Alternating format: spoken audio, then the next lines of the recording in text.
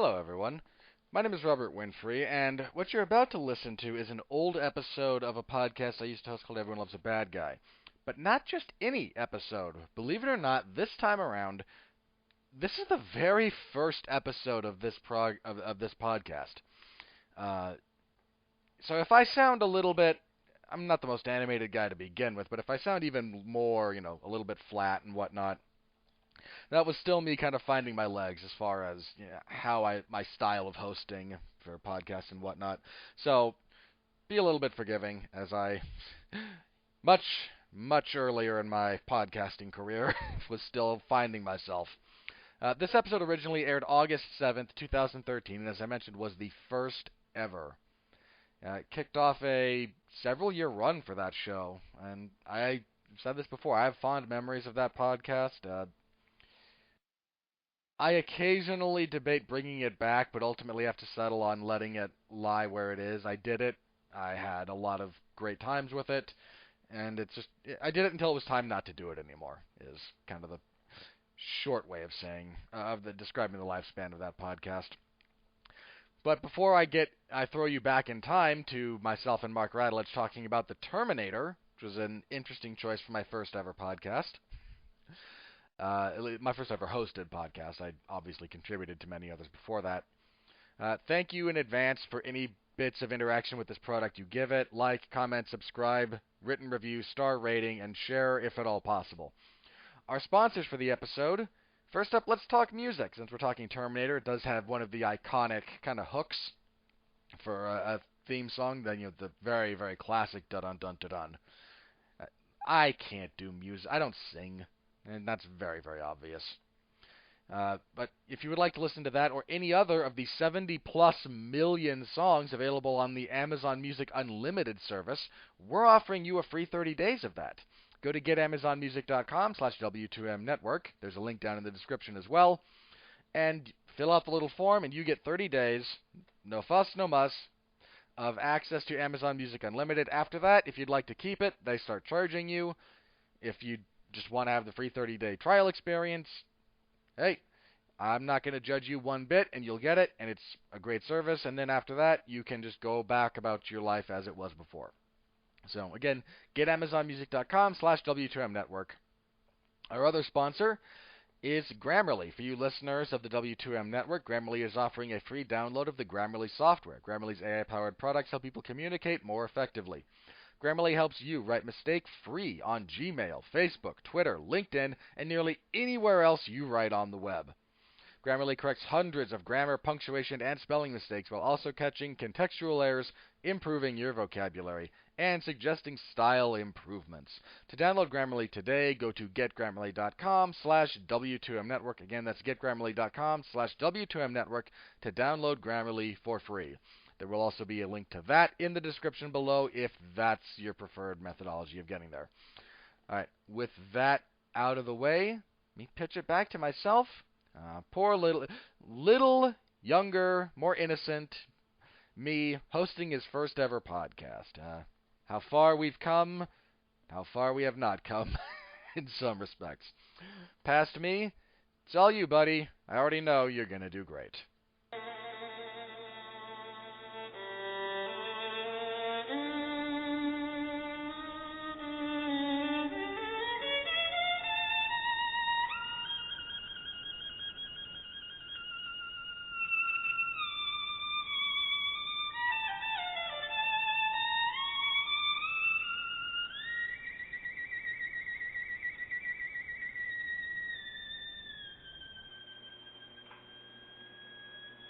When the devil is too busy and death a bit too much, they call on me by name, you see, for my special touch. To the gentlemen, I'm misfortune. To the ladies, I'm surprise. But call me by any name, anyway, it's all the same. I'm the fly in your suit, I'm the pest in your shoe, I'm the bee beneath your bed, I'm a bump on every head, I'm the hill on which you slip, I'm a pin in every head, I'm the thorn in your side, makes you wiggle and writhe, and it's so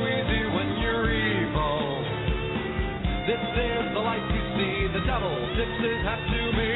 I do it all because I'm evil, and I do it all for free. Your tears are all the pay I'll ever need.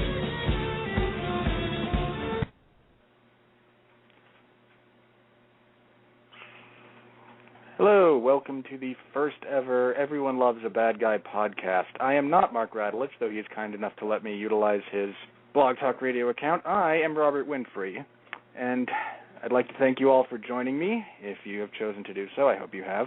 Tonight, since we're starting out, we have chosen to examine part of the Terminator franchise. It seemed a good enough place to start. It's not a huge name franchise as far as bad guys go, so if we screw up horribly and this becomes just awful, then it will be easy enough to move past and forget, and there should be a lesser amount of hate. If you don't mind, I'd like to get a wee bit autobiographical. I have loved villains since I was a kid.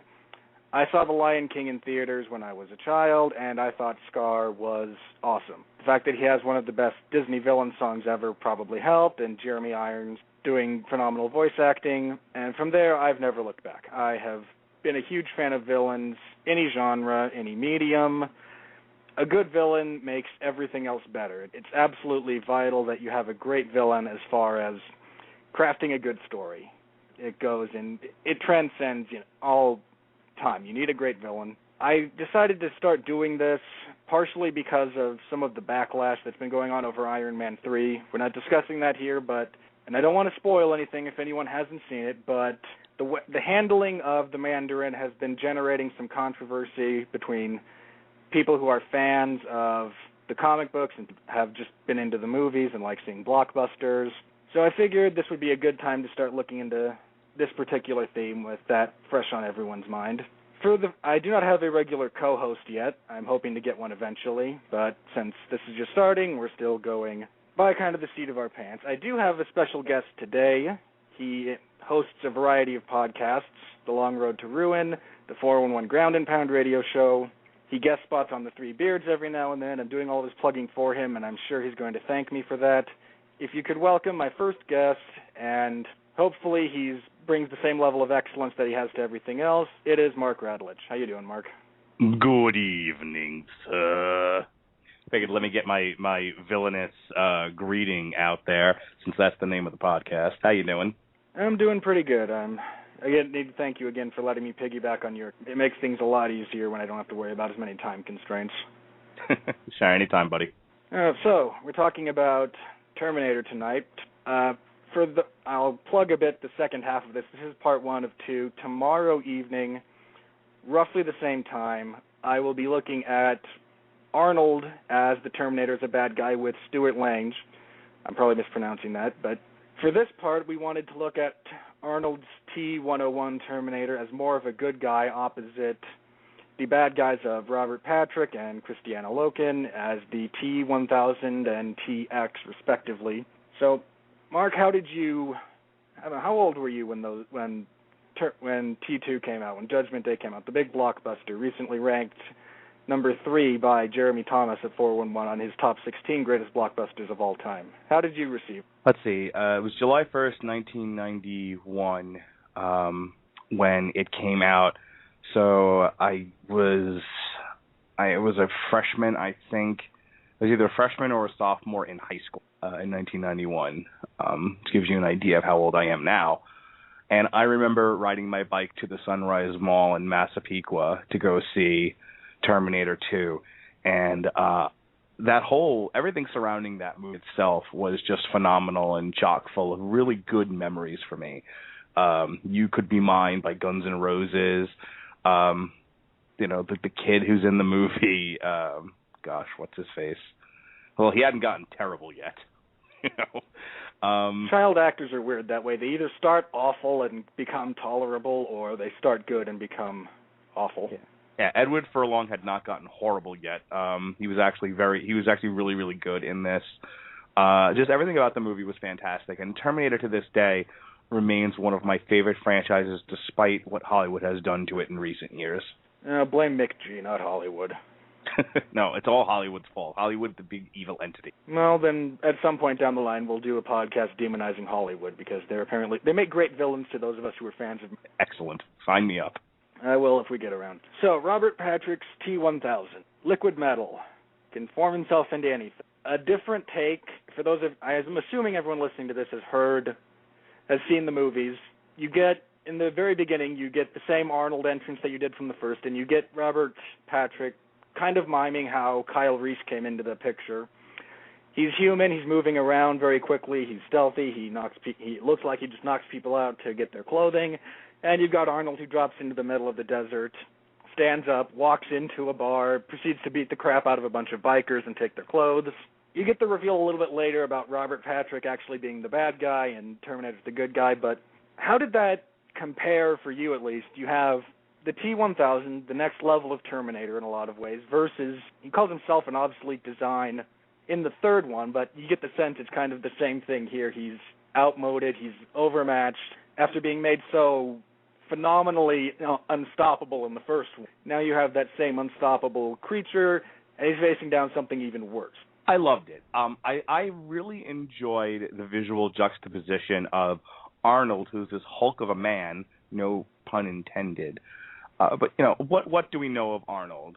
He's sort of a so-so actor trapped inside of a huge hulking body, former weightlifter, Mr. Universe and all of that, and that's what they used Arnold for, especially in his early movies, Commando, Hercules Goes to New York. His very first one, Hercules in New York, I think was his first one, and his accent was so thick they had to dub him over. Right. It was just that awful. But that's what they used him for, and so, everyone has to remember that before Terminator became the sort of sci-fi post-apocalyptic franchise, it started out as basically a slasher movie. It was a monster running after a damsel, and her savior, and you can throw all the other stuff on it that you want, but that's what it was. It was a chase.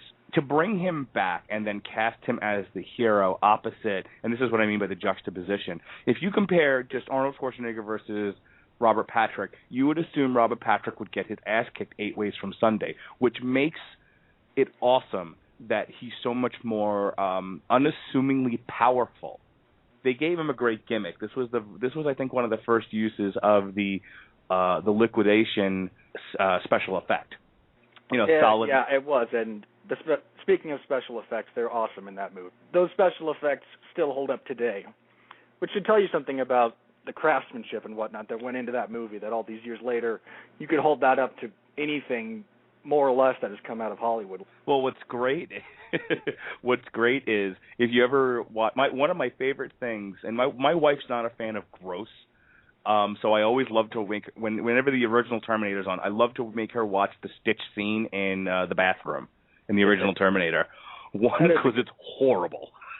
Oh, I love so much of that scene until you pull back and see the awful claymation Arnold face. You expect Gumby to come up, to just walk past him and go, "My God, man, what happened to your face?" It's bad. It's sad about that because so much of the rest of that scene is awesome. Right. And then you pull to that horribly done bit of animatronics. Okay. You have to wonder why they just didn't cut that or try to play with it a little bit more. But to get back to the original topic, when you put that against Robert Patrick doing the shape-shifting special effect gimmick and it coming off flawlessly. I mean, we live in an age where people complain about movies like The Phantom Menace because it's so much CGI. Well, I mean, what is that? It's CGI, but it looked seamless. So to your point, there was a lot of great craftsmanship there. But they used it to – they weren't overly reliant on it because Robert Patrick still had to be menacing. And so he had that quiet sort of sociopathic – menacing quality about him, and it was put against this hulking mass of an already established monster in Arnold Schwarzenegger, and I really enjoyed that. I liked the interplay between the two characters. It was nice to see because in the first one, I don't want to get too heavily into it, but you had the opposite scene. You had I can never remember the guy's name, but I love his acting 9 times out of 10. The guy who played Kyle Reese, and I'm going to kick myself as soon as you say his name because I can't remember it, but he's done. I love him in a lot of movies that he's done, and he doesn't get as much play as I think he deserves, but you had a very everyman character there against this hulking monstrosity. And then in this one, you have a very different villain. The Terminator was very methodical, very slow-paced. He was going to keep coming. He was going to get you, and there was nothing you could do about it. And then now you have this... You want the actor's name, by the way? Yes, please. Michael Biehn. Michael Biehn. Oh, thank you. Biehn. Yeah, I've enjoyed a lot of the stuff that he's been in, but I can never remember his name. It kills me because I like the guy. But when you compare... I lost my train of thought. Okay, I got it. But when you compare a stealthy, could-be-anywhere, menacing sociopath that you got in Robert Patrick to the hulking figure, you're right about it switching the interplay up a whole lot. Plus, one of the things that I liked about it was, as the first movie went on, you kind of saw the Terminator degenerate, whereas you got the opposite effect here with Robert Patrick. You got him getting stronger. He got access to more forms because he touched things. He had a couple of really cool kills, and that, I think, is a really important hallmark of a great villain, is the type of kills that you give them. My favorite kill in Terminator 2 is when he kills the security guard.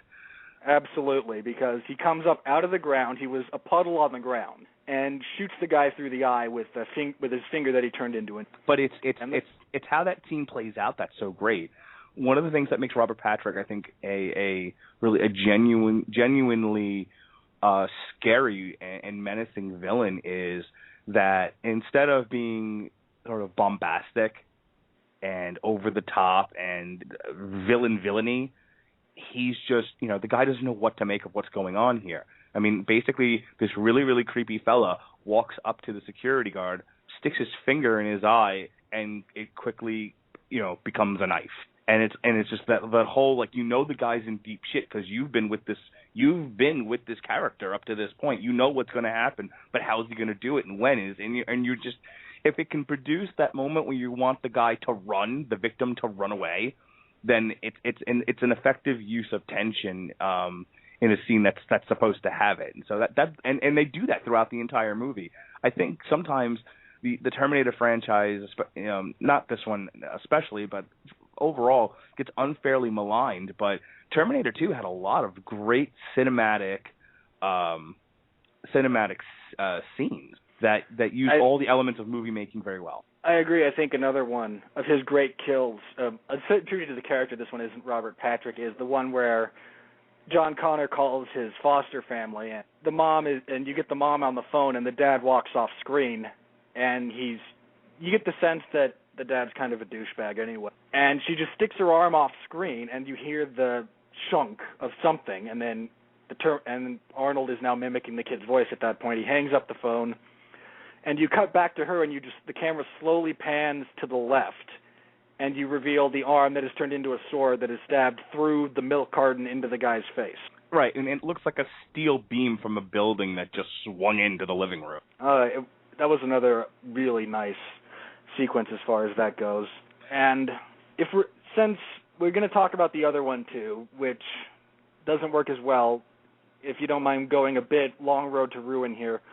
All the great things about Robert Patrick as the TX, the reverse can be applied to Christiana Loken as the T-1000. Robert Patrick was the T-1000, I apologize. To her as the Terminatrix or the TX. All of the good things about Robert Patrick, all of the menace, all of the quiet, scary moments, the ability to emote with his eyes, then you get the TX. And for me, it's just not nearly as effective a villain. Of course, you also have Skynet being kind of the bad guy there, but here's supposed to be the manifestation. Here's supposed to be what you're afraid of, and I got no scares out of her at all. Period, by this point. By this point, Terminator had gone from being a horror movie to just an action movie. And I'll tell you what, I don't remember anything about her other than the news story, the buzz about the movie that came about after scenes were released where Arnold Schwarzenegger slams her head in the toilet. That seemed to be the big thing that everyone was upset about. Whoa, how could you put a woman's head in the toilet? It's not a woman. It's a machine. It's not a machine. It's a chicken. That's when that's all I can remember about that character. It's not particularly memorable. The only other thing I even remember about this movie, other than the ending, which then launches Salvation, Which is a whole other mess. Yeah, which is a whole other mess. That, should we ever have time, I think you should, on the long road to ruin, discuss the Terminator. Different time, different topic. Yeah, well, believe me, we will get there with great care. But sticking with the topic of just villains, the problem was they tried to recreate the magic in a bottle that was Robert Patrick, and instead they created a really, really silly villain in a big action epic. This is what I was getting at. The only thing that I remember in this movie that ever stood out to me was the big car chase scene where where they were using a semi, because everything has to be bigger and better, and the explosions have to be bigger, and Michael Bay. So well, to be fair to that, I love that car chase sequence too, and Arnold using the big crane that he's driving. I thought that was a very well done scene, but when you look at kind of the magic of 1 and 2, one of the big parts of that is the villain. It is the opposing force, what they're up against. And you have initially the unstoppable Arnold Schwarzenegger, and at the end the metal skeletal structure. In 2, you have something even better in the T-1000 and Robert Patrick. You have this entity that could be anywhere at any time, that will use subversion, that still manages to maintain the machine quality. And the only thing robotic about the TX was the acting. So let me ask you this then: as far as the T-1000, because that seems to be the highlight as far as villains go. This whole franchise tanked after the first 2 in a lot of ways. Looking at what they did in the TX, I want to ask you, assuming you're dead set on having a female Terminator, let's play a little fantasy matchmaking here. Who would you cast that could not possibly be worse than the one they got? But who would, in a perfect world, if you have to cast a female Terminator, who would you go? I think I would have actually gone in the opposite direction, because if you think about everything I said about Robert Patrick, he's a smaller man than Arnold Schwarzenegger. Therefore, it's interesting visually to see him beat up Arnold Schwarzenegger. Okay, but you've already now done that, and so to prevent going back to the well again, I would have found a bigger woman than Arnold Schwarzenegger. I would have gone in completely the opposite direction. I don't know how many of them existed, but I'm sure you could have cast it, and I'm sure if you sent out a casting call for Amazons, one would have showed up that was passable. And when that came out, you probably still had China actually who would have done it. If you need just the Shawn Michaels bodyguard, robotic, big buff woman, I think she was still in that same physical shape when that came out, wasn't she? It was 2003. I don't remember when China left the WWE, but WCW explodes about 2001. So you figure, just so 2 years after that. Close. Yeah. It would have been closer. I see where you're going with that. That actually might have made it more interesting. Well, that's the thing. Look, the hero has to be in peril, so the villain has to be menacing. And you can't keep doing the same villain over and over and over again. That's boring. Not to mention the fact that you would think the fucking robot would have figured out by now how to deal with the shape-shifting Terminator. Plus the fact that I don't see the point in doing that same gimmick over and over and over again. So, especially when it's not used, was kind of the thing. Here you have, right. It's a better robot. It's still covered with liquid metal, so it can still shape-shift, and she keeps the same exterior the entire movie. Or if you insist on using, a hot woman, then give her a multiple man gimmick. This particular, thing can self-regenerate and create copies. So now, and then, I don't know, make it Megan Fox, so that lots of Megan Fox bursting out of her tube top surrounding Arnold Schwarzenegger. Sure, why not? Do not give Michael Bay ideas. I'm just saying, the man's already supposedly helming Teenage Mutant Ninja the Turtles movie, and I just wish to send out to the universe, Michael Bay, stop abusing my childhood. I will find you. Anytime I hear someone say that, I always think of the Red Letter Media guys and Mr. Plinkett.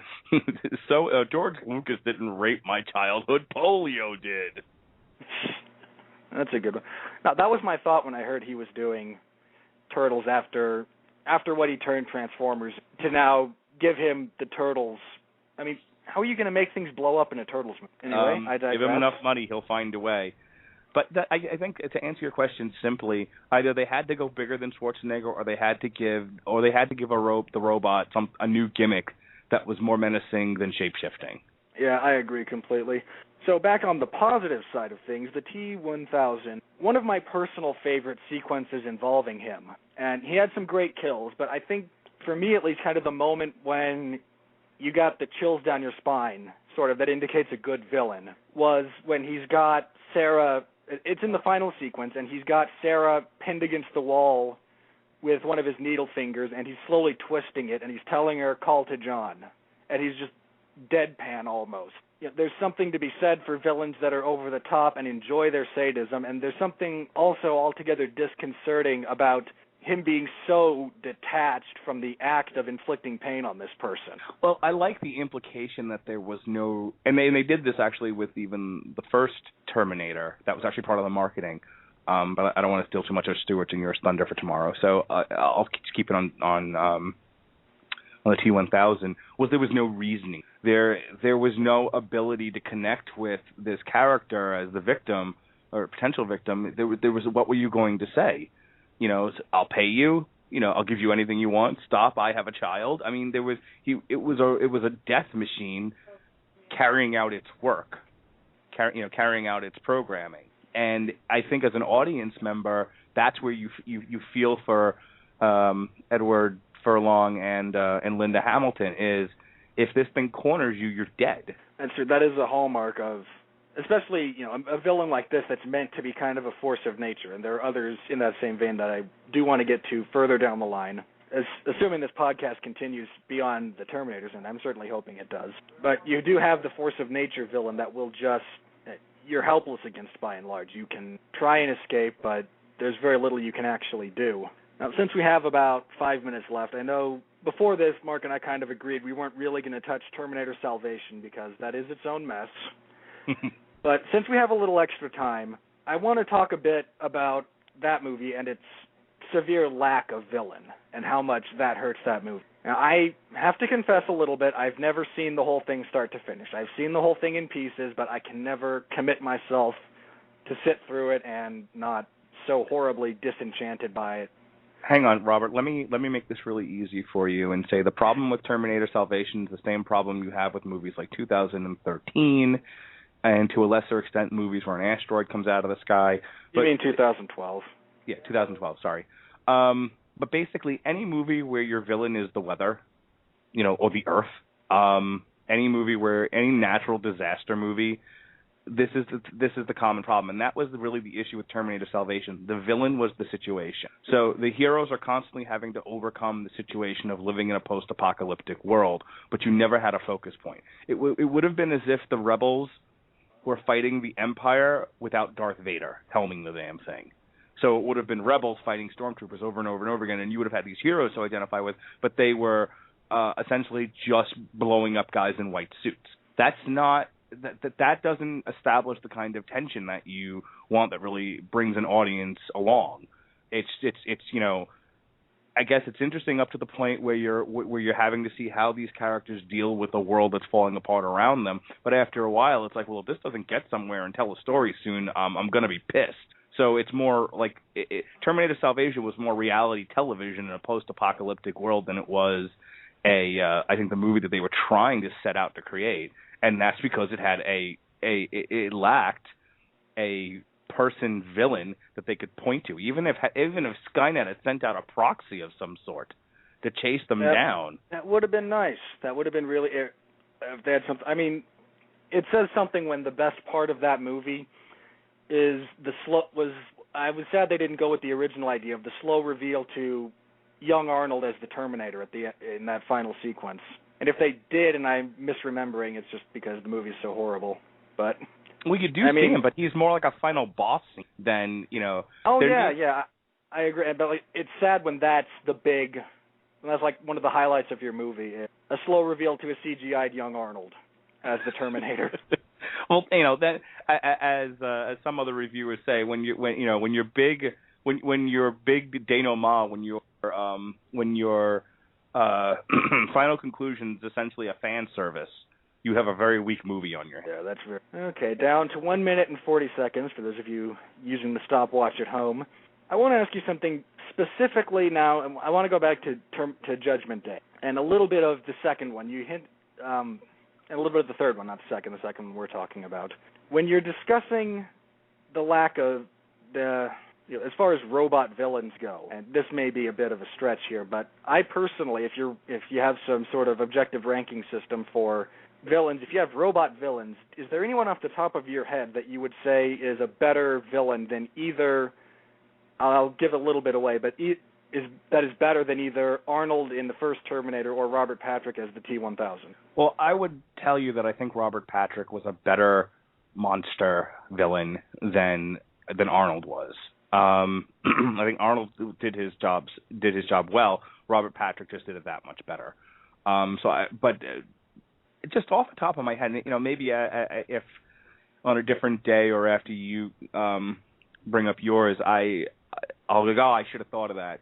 But I honestly can't think of too many. I mean, villains are always, crazy people, mad scientists, demons, interstellar alien beings coming through a wormhole. Sorry, I can't get that image of Howard the Duck out of my head right now. Xenophobes with drooling problems, or like I said, one of my favorite monsters of all time is the Predator, who is decidedly not a robot. So, I mean, see, I never got into like Lost in Space, so the robot that I guess there's an evil robot in that. I guess even in that, the robot's not, unless you go way back into the television show. The only I was thinking mechanized villain. I was thinking there's the android and alien that turns on the crew. Yeah, maybe even. I don't know. I have a harder time accepting him as a villain just because you don't know about it until too much later. And again, the villain there is the alien. It's not so much the right. Although the company, if you want to do a corporate one, you could definitely discuss the Weyland-Yutani Corporation. Long history of being dumbasses as far as, hey, let's take evil explosive alien species and try to transport it to Earth. What a commentary that is on the modern on the modern corporation. But boy, is that a podcast for a different day. Yeah. Your short answer, I don't know of any other robots that did it better than the T-1000. Well, that's good. We're overrunning just a little bit here. So come back tomorrow. I will send out the specific data as far as the time concerns after I get with Stuart and we hash that out. Mark, assuming this keeps going, I would love to have you back later for various other villains, assuming you choose to continue to be involved. I told you, man. If you extend this to monsters and talk about the misunderstood monster that is the Hulk, you're going to have to book this for 3 hours because I won't stop talking about it. I believe I do want to do various comic book villains at some point, and certainly monsters. I think this would be incomplete if we didn't devote at least one podcast just to kaiju, and I'll try and get Joseph Lee on because I assume he could do to Godzilla what you could do to the Hulk. Sure. And yeah, anytime you want to have me on, and I'm not otherwise engaged in another podcast or in family dealings of sorts or going to a concert, yeah, I'm always up for talking movies. All right, that sounds good. Hopefully you will be back, and we will have many more of these in the future. Thank you for sticking with our overrun. Hopefully it's not too much of an inconvenience. For temporary guest and hopefully return guest Mark Radulich, I am Robert Winfree, and I'm going to remind you all that the light is only as light as the darkness allows it to be, so keep your eyes peeled for those. And I will see you next time.